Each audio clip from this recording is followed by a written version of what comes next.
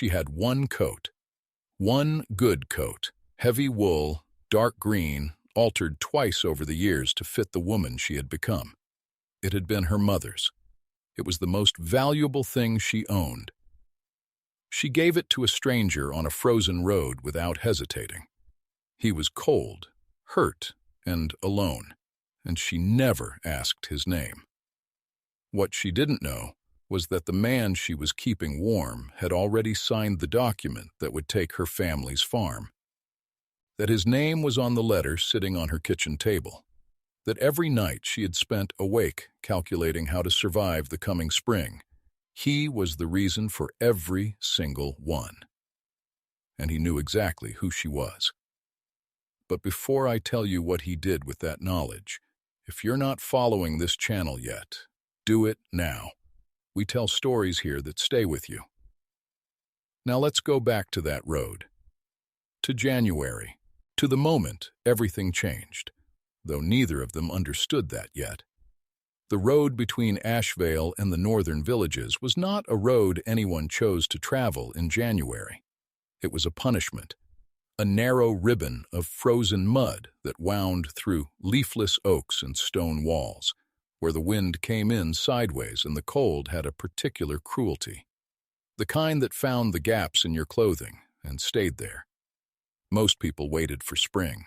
Most people had the luxury of waiting. Eleanor Voss did not wait for spring.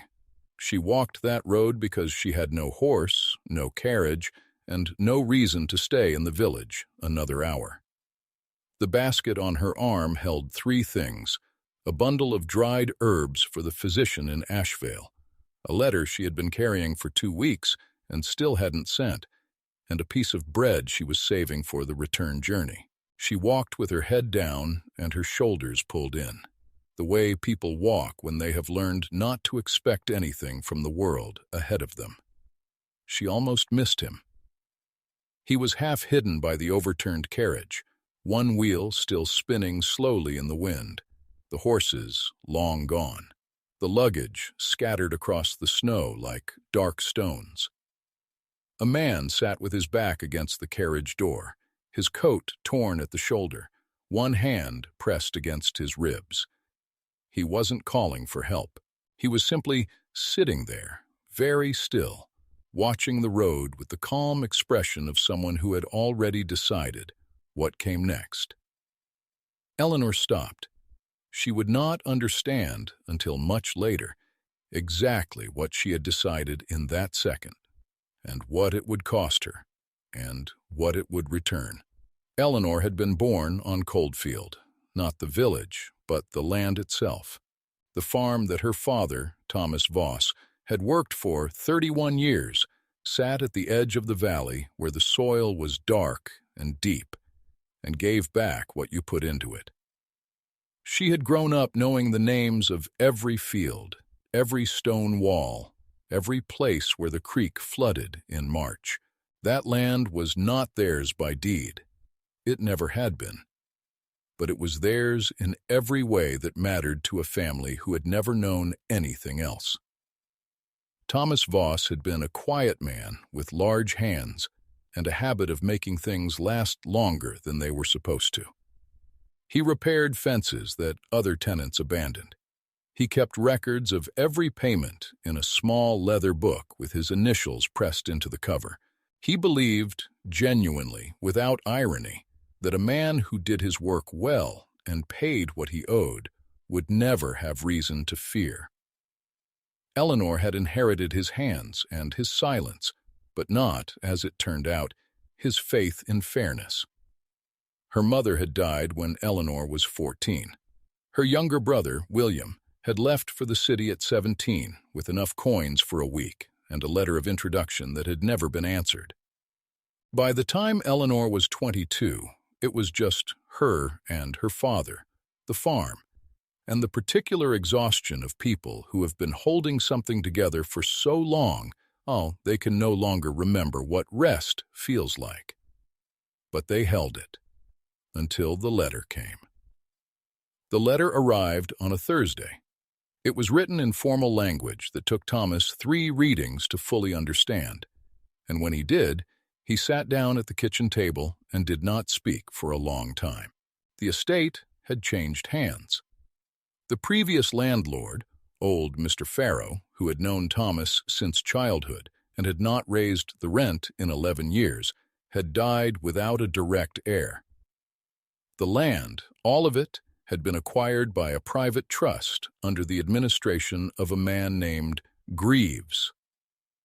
New terms would follow. New terms did follow 3 weeks later in a second letter that was shorter and considerably less polite. The new rent was not double. It was not triple. It was a number that Eleanor read twice and then set face down on the table, because she didn't want her father to see her expression when she understood what it meant. It meant they could not stay.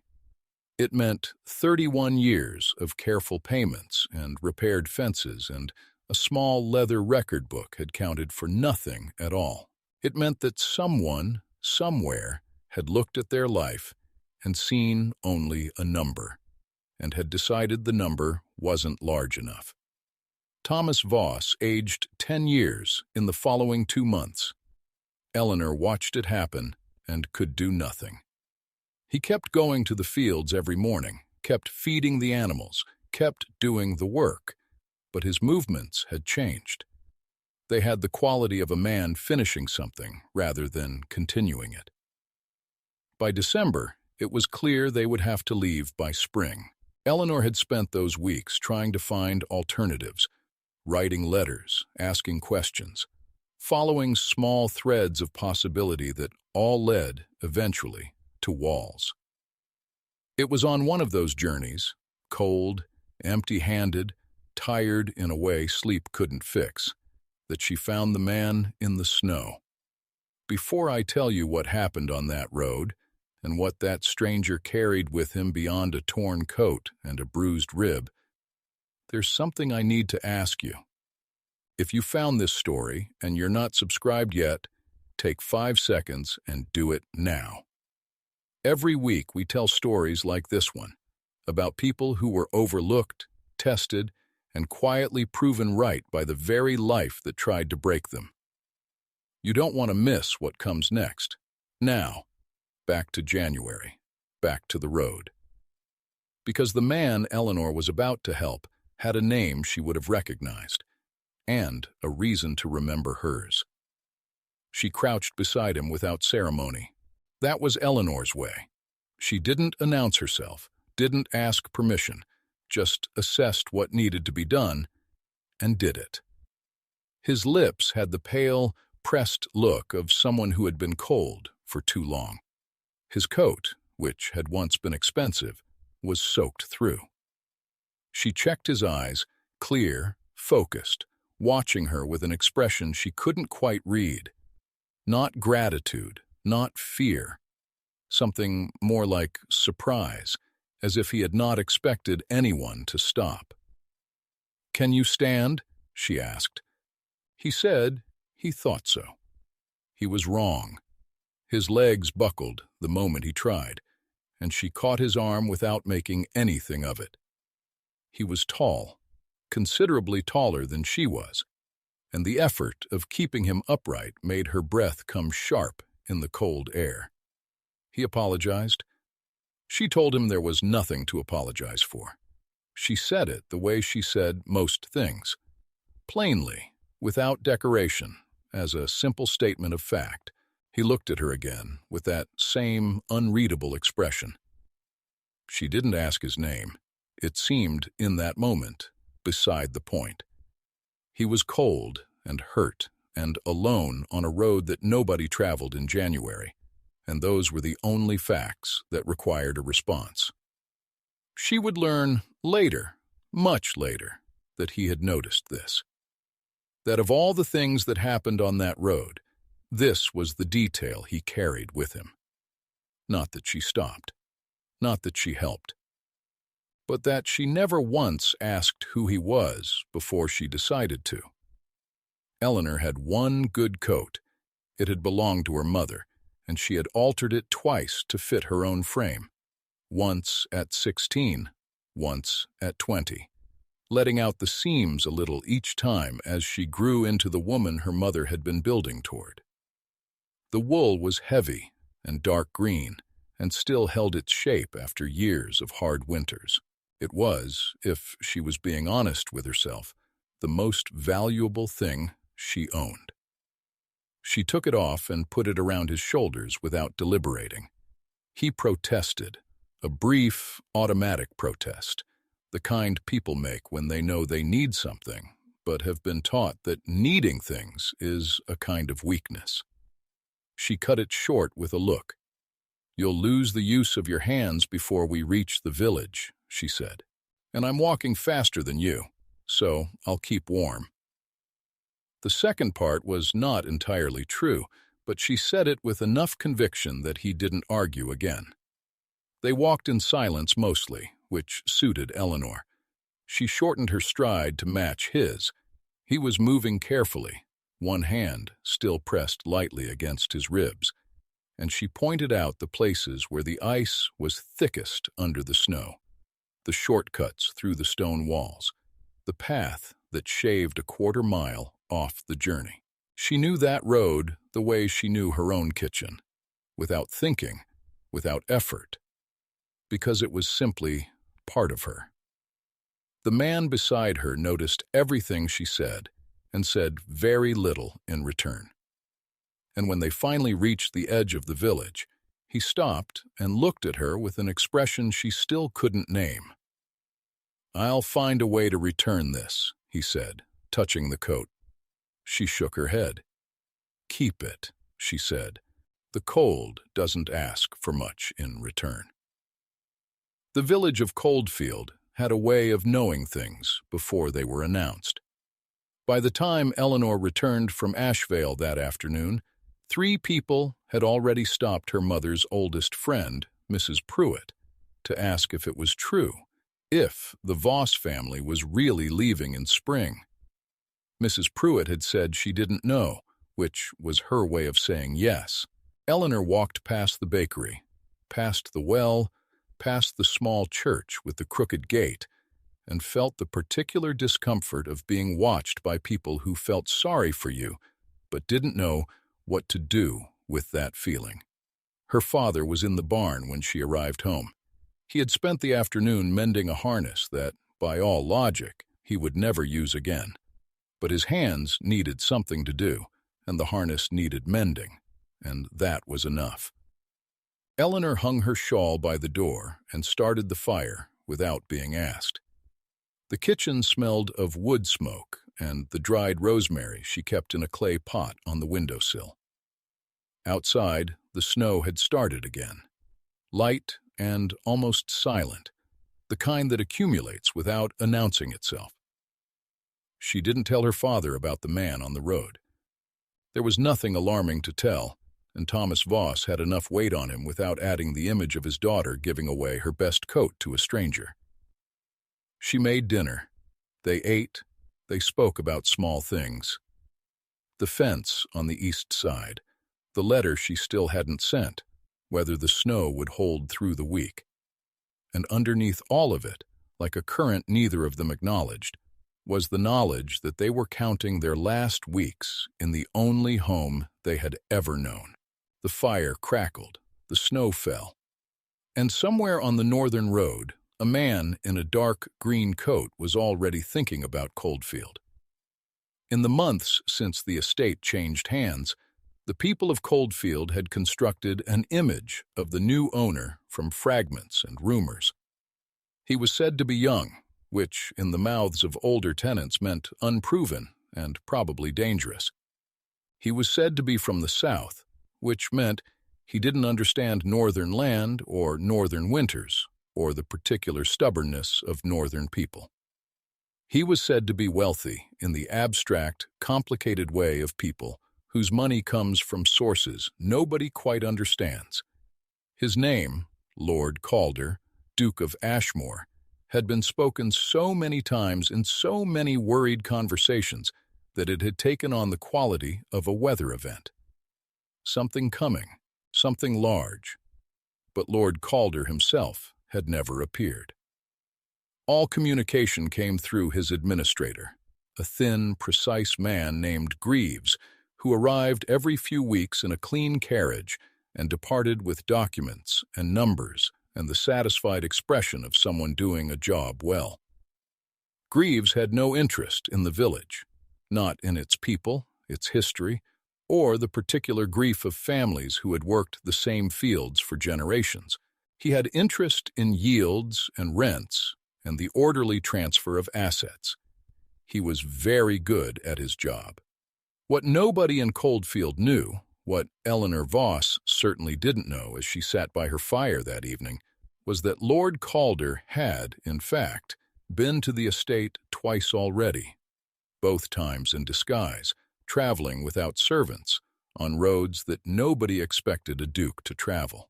He had a habit, developed over years of being treated one way in public and another in private, of wanting to see things as they actually were. He had ridden north to look at the land he had acquired. He had not expected to end up in a ditch, and he had not, in any version of his careful plans, anticipated Eleanor Voss. Eleanor's reputation in Coldfield was built on small, unremarkable acts. She was the person who showed up when someone was sick, not to bring flowers, but to bring food and then wash the dishes. She was the one who sat with old Mr. Henley through the night when his fever was highest, not because anyone asked her to, but because he was alone and it seemed wrong that he should be. She split firewood for the widow Marsh every October, left it stacked without a note. She corrected no one's arithmetic about what she had done and asked for no accounting of it. This was not, in Eleanor's mind, virtue. It was simply the practical application of a principle she had learned from her father. If you see something that needs doing and you are able to do it, the question of whether it is your responsibility is irrelevant. Thomas Voss had lived by this in the fields, and she had absorbed it without being taught it. The result was a woman who moved through the world with a kind of quiet efficiency, not warm in the demonstrative way, not soft-spoken or particularly gentle, but present in a way that people felt without being able to describe. What Eleanor did not know was that she had been observed more than she realized. Not by anyone significant, only by Mrs. Pruitt, who noticed everything, and by a young stable hand named Peter, who had the peculiar gift of being invisible in rooms where important things were said, and by a man who, over the course of a long, cold walk from a wrecked carriage to the edge of a village, had been paying very close attention to a woman who never once asked what she might get in return for her coat. There is a detail here that matters, and you'll understand exactly why when we reach the part of this story that changes everything. Stay with me. Greaves arrived in Coldfield on a Wednesday in February, 3 weeks after Eleanor's walk on the northern road. He came as he always did. Clean carriage, leather satchel, the brisk efficiency of a man who has many stops to make and finds sentiment an obstacle to schedule. He held meetings in the back room of the inn, one tenant at a time, and delivered his information in the flat, rehearsed tone of someone who has learned to present difficult news without technically lying about it.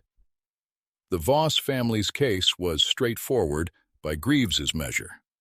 The new rent had not been paid, could not be paid, as he well understood, and the grace period extended by the previous administration had officially expired. The farmhouse and its attached land would need to be vacated by the 1st of April. He said this to Eleanor directly, since Thomas had sent her in his place. He watched her face as he said it, and found nothing there to work with. No tears, no begging, no anger he could dismiss as unreasonable, just those steady gray eyes, and a silence that lasted slightly longer than he was comfortable with. "Is there anything in the estate records," Eleanor said finally, "that accounts for the improvements my father made to the eastern drainage over the last 8 years?" Greaves blinked. He had not been asked that before. He said he would look into it, in the tone of a man who would not look into it. Eleanor thanked him, stood, and left without another word. But that night, she wrote it all down. The question, his answer, the date, the time. In a small leather book with her initials pressed into the cover.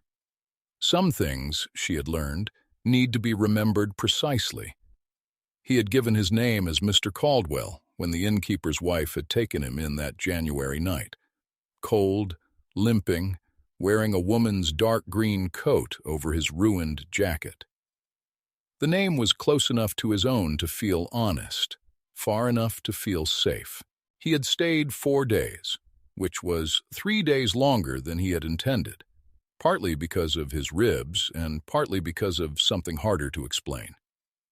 From the window of his room at the inn, Lord Adrian Calder, Duke of Ashmore, owner of 12,000 acres across 3 counties, a man whose decisions about land and rent and tenancy affected more lives than he generally allowed himself to count, had watched Coldfield. He had watched Eleanor Voss cross the square in the early morning with a covered pot that turned out to be soup for the Henley household. He had watched her argue quietly but firmly with a merchant who had shortchanged one of the older farmers. He had watched her stop, twice, to help people with things she had no obligation to help with, and he had watched her do all of it with the same expression, focused, unhurried, as if the world's inconveniences were simply problems to be solved rather than reasons for complaint. He had also, during those 4 days, asked careful questions of the innkeeper, the kind of questions that sound like idle conversation, but aren't. He had learned about the Voss family, about Thomas and his 31 years, about the leather record book, about the drainage on the eastern fields that had quietly prevented flooding for the last decade, protecting not just the Voss land, but the 2 properties beside it as well. He had learned that the rent increase that was displacing this family was, in part, based on valuations that didn't account for any of this, and he had sat with that knowledge in the room above the inn, wearing a coat that smelled faintly of rosemary, and understood that something had gone very wrong, and that it had gone wrong with his name on it. March came in hard that year, the kind of cold that feels personal, that gets into the walls of a house and stays there, so that even with the fire going, you can feel it at your back. Eleanor had been preparing for the move in the practical, methodical way she did everything, sorting, mending, deciding what could be carried and what would have to be left. There is a particular grief in that process, in holding an object and asking yourself whether it is worth the weight of carrying it into a life you haven't built yet. She had been living inside that grief for weeks, quietly, without naming it. The official order arrived on a Tuesday. It was more formal than the previous letters, sealed with the estate's mark, delivered by a man on horseback who did not get down from his saddle and did not meet anyone's eyes. Thomas Voss held it for a long time without opening it. Eleanor opened it for him. The language was legal and precise and said, in effect, what they already knew. But seeing it in writing with a date and a signature made it real in a different way. Thomas set the letter on the table and went out to the barn. Eleanor stood by the window and watched the ice on the glass catch the morning light, and thought about the eastern drainage and the leather record book and all the things that should have mattered and hadn't. What neither of them knew, as that letter sat on the kitchen table, was that it had been sent without authorization. Greaves had issued the formal order ahead of schedule, 3 weeks before he had any legal standing to do so, because he had received a different kind of correspondence from the estate office. A letter from Lord Calder himself, asking Greaves to pause all eviction proceedings on the Coldfield properties pending a full review. Greaves had read that letter, filed it carefully, and sent the eviction order anyway. He had his reasons, and somewhere in the answer to why he did, that lies the part of this story that nobody in Coldfield had been told, and that you'll understand completely before this video ends. He arrived in Coldfield on a Thursday morning in late March, this time in a proper carriage, not the destroyed one, but a solid, unremarkable vehicle with no crest on the door. He was dressed well, but not extravagantly. He had shaved. He walked into the inn as Mr. A. Caldwell again and asked for the same room, and the innkeeper's wife, who had a good memory and a better instinct, gave it to him without comment and went immediately to tell Mrs. Pruitt, who told no one for exactly 20 minutes before telling everyone. Eleanor heard about the returned stranger from Peter, the stable hand, who told her while she was drawing water from the well. She registered the information and set it aside. She had more immediate concerns than a traveler who had returned to an inn he apparently liked. The appeal she had written to the county land office had come back with a form response. The letter she had sent to her brother in the city had gone unanswered. The date on the eviction order was 2 weeks away. She was running out of threads to pull. What she did not know was that Mr. Caldwell had, that same morning, sent 3 letters of his own, one to his solicitor in London, one to the county records office, and one direct, private, and written in a hand that was nothing like the formal correspondence his office usually produced, to a clerk in the estate administration who had, 3 months earlier, made the mistake of writing down something that Greaves had instructed him to say out loud and never commit to paper. Some mistakes, Lord Calder had learned, have a way of surviving the people who make them, and Greaves had made several. The dark green coat was folded on the chair by the window when Eleanor knocked on the door of room 4 at the Coldfield Inn. She had not planned to knock. She had been passing, genuinely passing, on her way to the church to speak with the vicar about a reference letter, when something stopped her at the foot of the stairs. She stood there for a moment, which was unlike her, and then she went up. He opened the door before she finished knocking. He had been expecting someone else. His expression shifted when he saw her, became something more careful and more open at the same time. He stepped back. She looked at the coat and then at him and said simply, "You came back." He said he had unfinished business. She asked what kind. He was quiet for a moment, the pause of a man choosing between a half-truth and the real one. And then he said, "The kind that involves your family's farm." Eleanor went very still, not the stillness of shock, but the stillness of someone who has learned to receive bad news without flinching, who keeps her face composed because composure is the only armor she has. She looked at him, really looked, the way she hadn't allowed herself to on the road, and something shifted. Not recognition, not yet, but the beginning of a question she didn't have words for. "You should sit down," he said. "There are things I need to tell you, and some of them are going to be difficult to hear. But I need you to hear all of them before you respond." She sat, and he began. It had started, as many quiet corruptions do, with a small adjustment. When the Ashmore estate had been valued during the acquisition, Greaves had been responsible for compiling the tenant assessments, the records of improvements, long-term agreements, and informal arrangements that affected the true value of each property. It was detailed work, unglamorous, and largely unsupervised. Greaves had omitted certain things. The drainage work on the eastern Voss fields, 8 years of labor that had increased the productive value of 3 neighboring properties, had been left out of the assessment. An informal agreement between old Mr. Farrow and Thomas Voss, guaranteeing fixed rent for the duration of Voss's tenancy in exchange for the drainage project, had been recorded in Pharaoh's private correspondence but never transferred to the official estate files.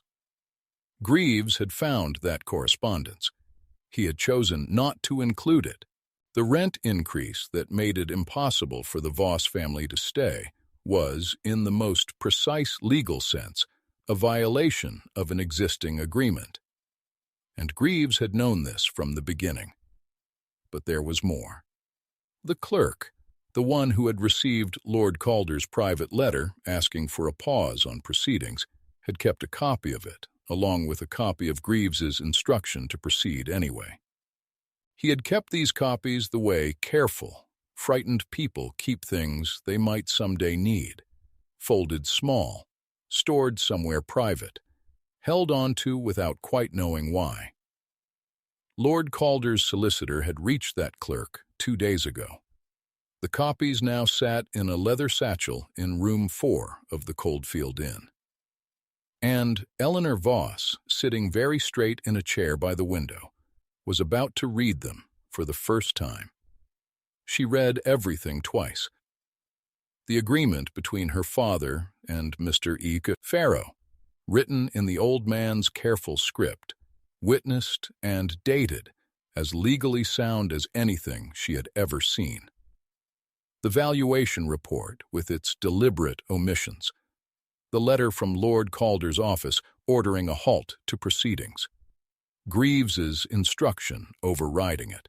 She read all of it with the focused silence of someone assembling a picture from pieces that had been deliberately scattered. When she finished, she set the papers down on the table with the same controlled precision she used for everything. Then she looked up at the man across from her, at the way he held himself, at the particular quality of his attention, at something around the eyes that she had noticed on the road, and filed away without understanding. And it arrived, not as a thunderclap, but as a slow, irreversible clarity. She knew who he was. She had known something was different about him since the moment he had looked at her on the road with that expression she couldn't name. Now, she could name it.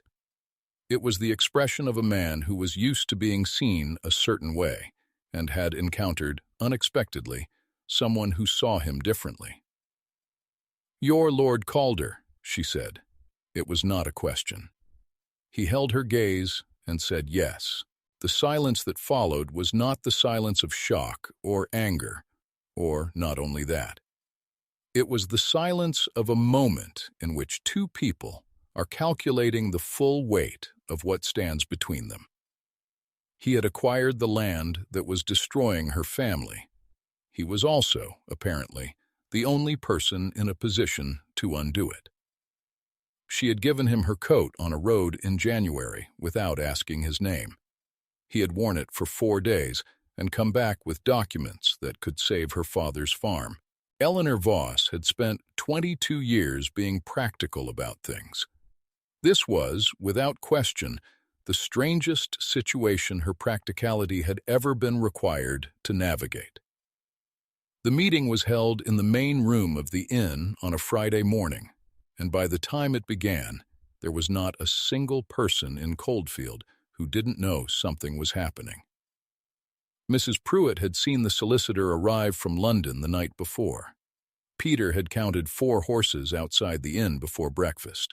The innkeeper's wife had been asked to prepare the large table, the one only used for estate business and, once, a funeral, and had immediately sent word to everyone she trusted, which was everyone.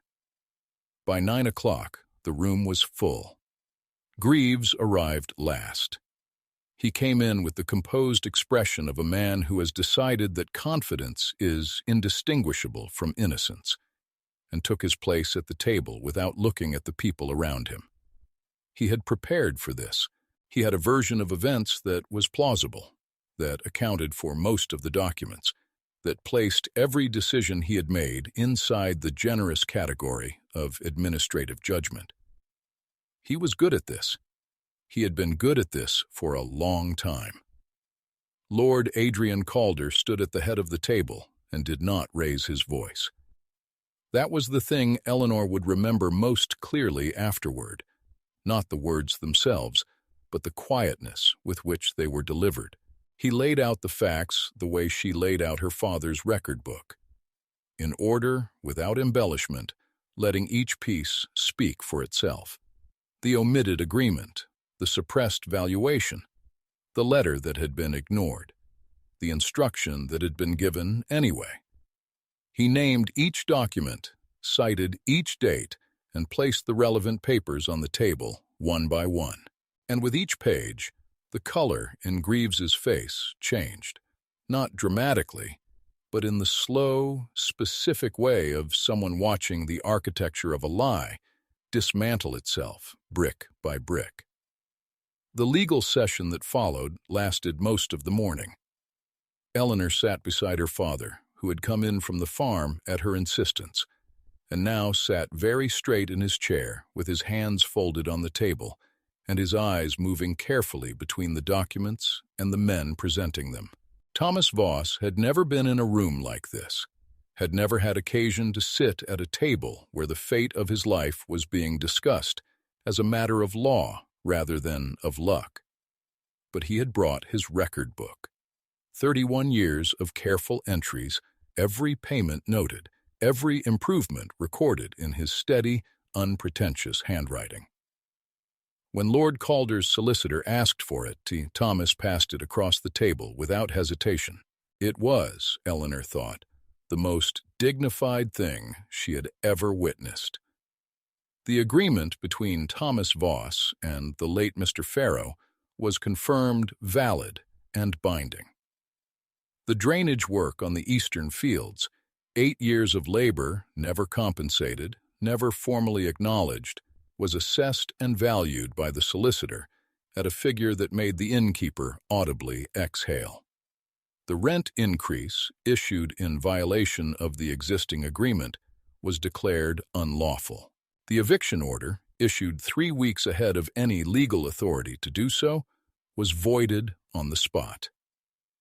Greaves sat through all of this with the stillness of a man who has run out of moves and knows it. When the solicitor finally set down his pen, the room was quiet for a long moment. Then Thomas Voss picked up his record book, closed it carefully, and placed it back in his coat pocket. And the room, all at once, exhaled. There is something you need to understand about what happened next, because it was not what anyone expected, least of all Eleanor. Lord Calder did not stop at restoring the original terms. He proposed something else entirely, something that had not been in any document, had not been discussed with any solicitor, and had clearly been decided privately in a room at the top of an inn by a man sitting with a folded green coat and 31 years of someone else's careful records spread out before him. Lord Calder proposed the transfer of the Coldfield farm to Thomas Voss by deed, not tenancy, not a revised lease, but outright ownership, in recognition of the improvements made over 3 decades and the unlawful conduct that had threatened to erase them. The solicitor presented the paperwork. It had been prepared, Eleanor realized, before the meeting. He had decided this before walking into the room. She looked at him across the table and found him already looking at her, not with the expression of someone expecting gratitude, but with the expression of someone correcting an error that had been keeping them up at night. Thomas Voss did not speak for a long moment. When he did, his voice was steady and unhurried, the voice of a man who has spent 31 years saying what he means without excess. He said, "Thank you." 2 words, plainly delivered, with the full weight of everything behind them. It was not a small thing. It was the whole thing. Eleanor, who had kept her composure through documents and legal proceedings and the revelation of a duke sitting across the table from her, felt something loosen in her chest that she hadn't realized had been locked. She did not cry, but it was close. Greaves was dismissed from the estate service before noon. His conduct referred to the county legal authority, He left Coldfield in the same clean carriage he had always arrived in, but the expression on his face was not the same. It was the expression of a man discovering, too late, that the things he had treated as invisible had been watched the entire time. Eleanor stood in the doorway of the inn and watched him go. She felt no satisfaction in it, only the particular quiet of a correction being made, a weight being lifted, an account being settled in the precise and impartial way that the world almost never manages, but occasionally, unexpectedly, does. The next January was different. The farm was theirs, not borrowed, not rented, not contingent on anyone else's arithmetic. Thomas Voss had walked every field the morning after the deed was signed. Slowly, alone, the way you revisit something precious after a close call. Eleanor had watched from the kitchen window and let him have it. Some moments belong to a person entirely, and the kindest thing you can do is not interrupt them. Lord Calder had returned to London after the session, as she had expected. What she had not expected was the letter that arrived 6 weeks later. Not formal correspondence from the estate office, but a letter in the same direct handwriting she had seen in room 4. It was not long.